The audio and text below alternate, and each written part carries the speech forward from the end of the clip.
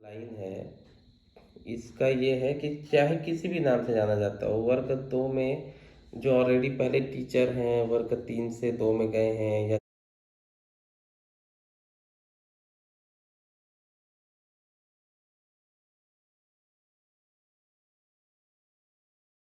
अब यहाँ पे कुछ नियम है जिसको आपको थोड़ा सा समझना होगा।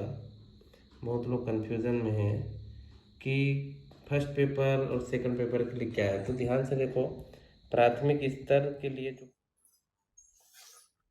नमस्कार दोस्तों, एस के इन्फो वर्ल्ड में आप सभी का स्वागत है। तो आज मैं आप लोग के लिए एक बहुत ही अभी जो चलन में है एक इन्फॉर्मेशन लेके आया हूँ मैं। वो संबंधित है अभी के टीचर एलिजिबिलिटी टेस्ट टीईटी 2026 जो छत्तीसगढ़ सरकार करवाती है।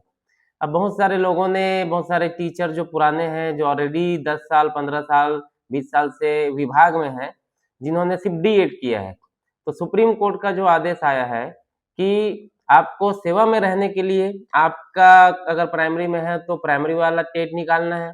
अगर आपको प्रमोशन चाहिए तो आपके उसके ऊपर वाला जो 6 to 8 वर्ग 2 के लिए वो वाली टेट के एग्जाम को क्वालिफाई करना है। अब बहुत सारे लोग जो नियम में बदलाव हुए और बहुत सारे जो जानकारियां आई, इधर उधर से लोग कंफ्यूज हो गए कि पुराने टीचर्स जो बीएड नहीं किए हैं वो वर्ग 2 के लिए कैसे मान्य होंगे, वो कैसे एग्जाम दिलाएंगे। तो आपने गाइडलाइन शायद ठीक से पढ़ा नहीं है। व्यापम के लिए जब आप फॉर्म भरने के लिए जाते हैं तो आप उस नियम को देखेंगे कि उसमें एक पहला लाइन जो लिखा हुआ है कि 2 वर्ष की कोई भी शिक्षा शास्त्र, जिसे ब्रैकेट में कोष्टक में उसको लिखा गया है, किसी भी नाम से जाना जाता हो। ये आपको मैं थोड़ी देर में जब ऑनलाइन एप्लीकेशन जब अप्लाई करेंगे वो मैं आपको दिखाऊंगा कि वो कहाँ पे लिखा है। वैसे अगर आप सिर्फ बीएड क्वालिफाई हैं तो आपको सेवा में बने रहने के लिए अपना वाला प्राइमरी वाला तो देना ही है, साथ में प्रमोशन के लिए भी वर्ग 2 का एग्जाम टीईटी का आप अप्लाई कर सकते हैं। उसके लिए आपको क्या-क्या चाहिए वो मैं आपको शॉर्ट में बता देता हूँ। जब आप अप्लाई करेंगे तो आपको 2 ऑप्शन आएंगे। एक हो गया पेपर 1 क्लास 1 to 5 प्राइमरी के लिए, और एक हो गया वर्ग 2 के लिए क्लास 6 to 8 के लिए। जब आप इसमें दोनों में टच करेंगे तो आपके नीचे एक नया ओपन होगा ऑप्शन जिसमें लिखा होगा कि क्या आप बीएड या डिप्लोमा धारी हैं, या आपने कहीं पे भी डिप्लोमा करने के लिए, बीएड करने के लिए किसी कॉलेज में एडमिशन ले लिए। तो जब आप इसमें अप्लाई इसको टच करेंगे तो आपको इंस्टीट्यूट का नाम मांगा जाएगा, और इंस्टीट्यूट में आपको नाम जो लिखना है, आप जहाँ एडमिशन लिए हैं वो वाला एप्लीकेशन वो वाला नाम लिख दें। अगर आपने पास कर लिया है तो उस कॉलेज का आप वहाँ पे नाम लिख सकते हैं। लेकिन शर्त ये है कि जब आप उसमें कहीं पे स्पेशल कैरेक्टर यूज करते हैं, डैश करते हैं, कॉमा करते हैं, फुल स्टॉप लगाते हैं, ब्रैकेट लगाते हैं, सीजी वीजी लिखने के लिए आप डॉट वॉट लगाते हैं। तो सीजी व्यापम का सीटेट फॉर्म भरने के लिए ये सीजी व्यापम प्रोफाइल आप जाएंगे, फिर आईडी पासवर्ड और ये कैप्चा डाल के आपको यहाँ पे लॉगिन करना है।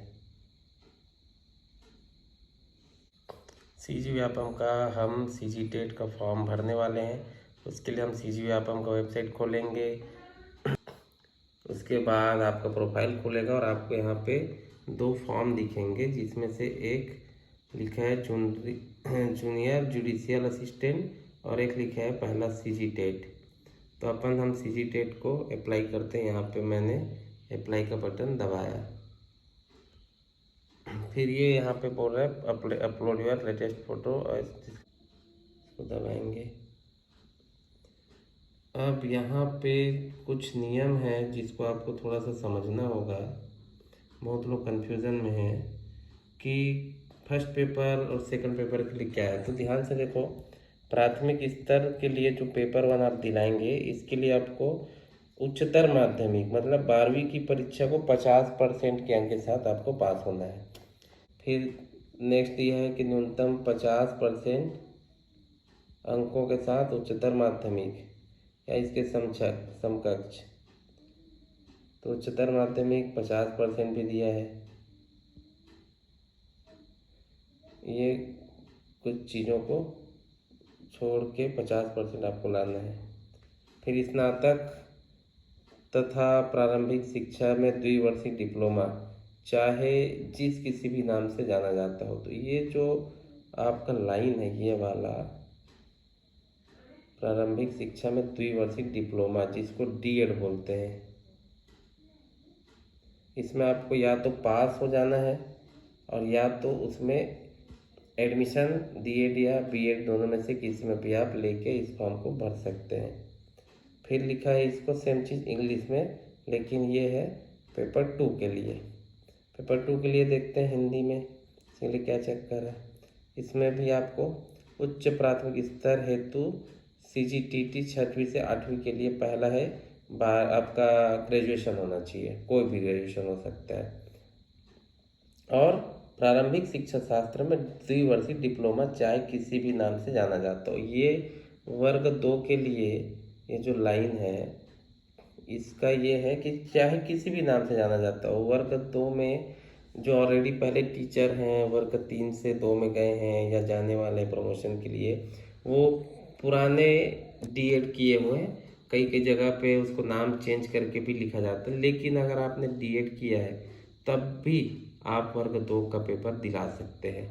ठीक है, यहाँ पे प्रारंभिक शिक्षा शास्त्र में द्विवर्षीय डिप्लोमा, डीएड भी 2 वर्ष का होता है, बीएड का भी होता है, और क्या क्या तो और कराते थे पहले, वो सब चीज़ें तो पहला नियम में लिखा है डीएड वाले भी वर्ग 2 का फॉर्म भर सकते हैं। चलो देखते हैं कैसे इसका ऑप्शन खुलता है।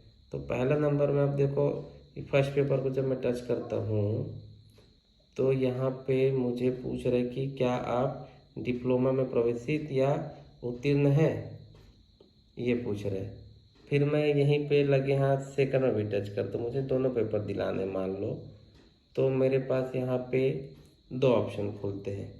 पहला लिखा है डिप्लोमा में प्रवेशित अध्ययनरत या विद्यार्थी, तो मैं इसको यस करता हूँ। तो डिप्लोमा इंस्टीट्यूट पूछ रहा है, यहाँ पे इंस्टीट्यूट का नाम, और अगर मैं इसको टच करता हूँ नीचे में तो ध्यान से देखो, यहाँ पे डिप्लोमा डीएड का नाम एक बार मांग रहा है। ठीक है, डीएड किए होंगे तो यहाँ पे कॉलेज का नाम लिखना है। आप जैसे बस्तर यूनिवर्सिटी से किए हैं तो बस्तर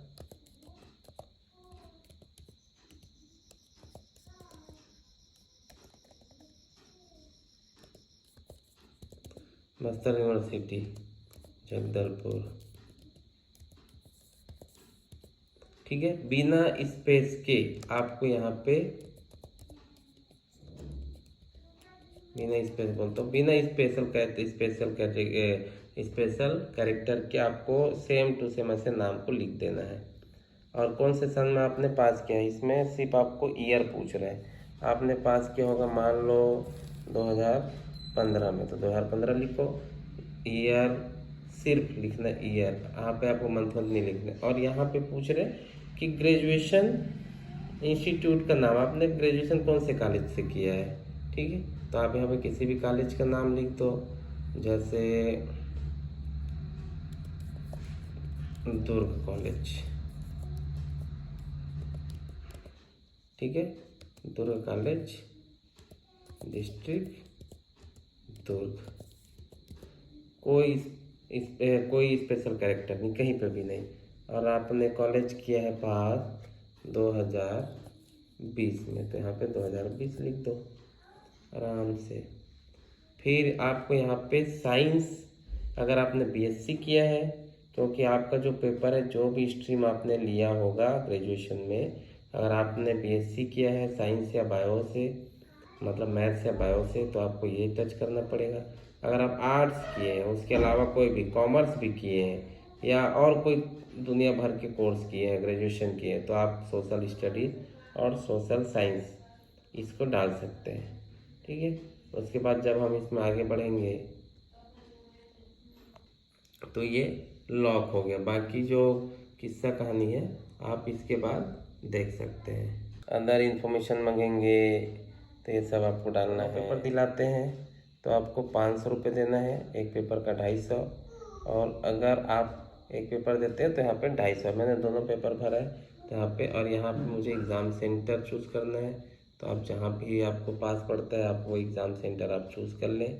फरवरी में एग्ज़ाम है, आप उस टाइम कहाँ रहेंगे, तो इस तरह से आपको अपना एग्ज़ाम सेंटर खोज के दबा के फिर यहाँ पे एग्री करके कैप्चा दबा के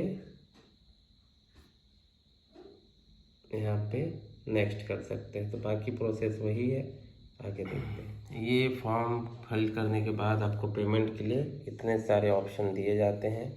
आपको जिसमें पे करना है, क्रेडिट कार्ड में करना है, डेबिट कार्ड का करना है, या फिर आपको यूपीआई फ़ोनपे वगैरह से करना है, तो मेरे फ़ोनपे से करना है तो मैं ये फ़ोनपे वाला बटन दबाऊंगा, मुझे यहाँ पे QR कोड दिख जाएगा। अब इस QR कोड को मुझे स्कैन करना है और आगे मेरे को पे दबाना है। तो चलो मैं पेमेंट करने के बाद आपको दिखाता हूँ।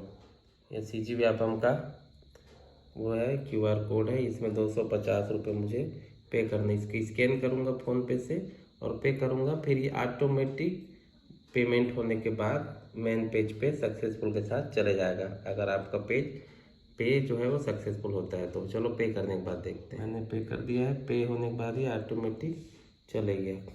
अब मिला है you have successfully paid examination फी।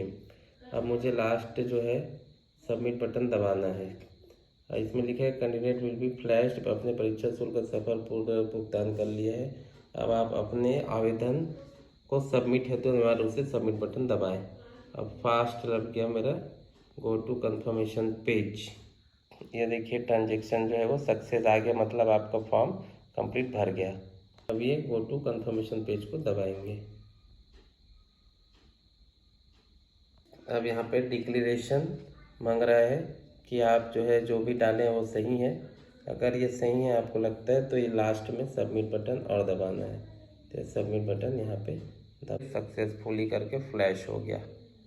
अब मतलब हो गया कि अब मेरा फॉर्म सक्सेसफुली सबमिट हो चुका है। अब आप ये डैशबोर्ड पे बटन दबा के चले जाए, फिर आपको यहाँ पे दिखेगा कि आपका जो फॉर्म है वो सबमिटेड हो गया है। जो फॉर्म को आपको भर चुके हैं वो यहाँ पे सबमिटेड दिखाएगा और जो नहीं भरे उसमें अप्लाई दिखाएगा। चाहे तो आप यहाँ पे अप्लाइड एग्जाम्स में भी देख सकते हैं। 4 मैंने